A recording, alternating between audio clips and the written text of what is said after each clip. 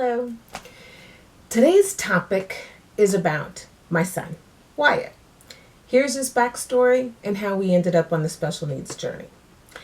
Wyatt's heartbeat was lost during the pushing process, and so I was rushed back for an emergency C-section. So from the time that that his heartbeat was not registering to the time that he was delivered, 17 minutes passed. And so usually, just so we can kind of put a perspective around that, time of death is called at 15 minutes for an adult. So Wyatt went with that oxygen for 17 minutes. So this affected all of his abilities. So things that he's been diagnosed or issues that we deal with on a constant basis include cerebral palsy, cortical vision impairment, epilepsy. He's wheelchair bound. He eats through a G-tube. He is hearing impaired, so he wears hearing aids. He suffers from chronic lung disease. I had to write a list because it's so long. He has scoliosis, and it was fixed with the spinal fusion surgery that happened in 2015. And he's nonverbal. And so all of these issues didn't emerge at once. It was like a drip effect for at least the first 2 years of his life. So it was a lot. It felt like gut punches every few weeks. I was scared to pick him up from daycare. He was at a medical daycare.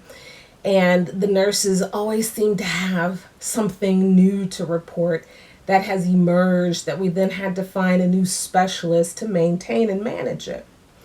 So despite the heaviness of it all, despite the toll that it was taking on my marriage, on relationships with individuals that didn't know how to respond, so they opted not to respond, it was tough.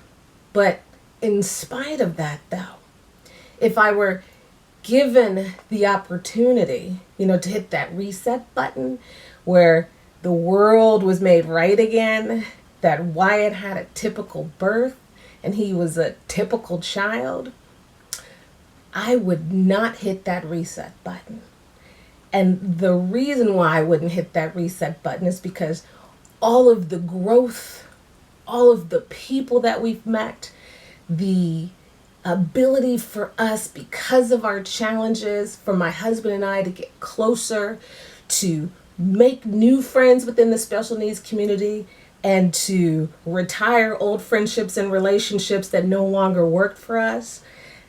You just don't get that unless you struggle through and persevere. And so I genuinely believe, had it not been for this traumatic experience, I don't know if I would have ever emerged to become the woman that I was intended to be. Struggle and strife has a way of bringing forth and refining us to a point where we were better off after the traumatic experience than before it occurred. And that's called actually post-traumatic growth. We'll talk about that at another time. But I'm curious, what do you plan to do with your struggles that you're persevering through? How do you plan to come out on the other side better than when you started? More to come. Thanks.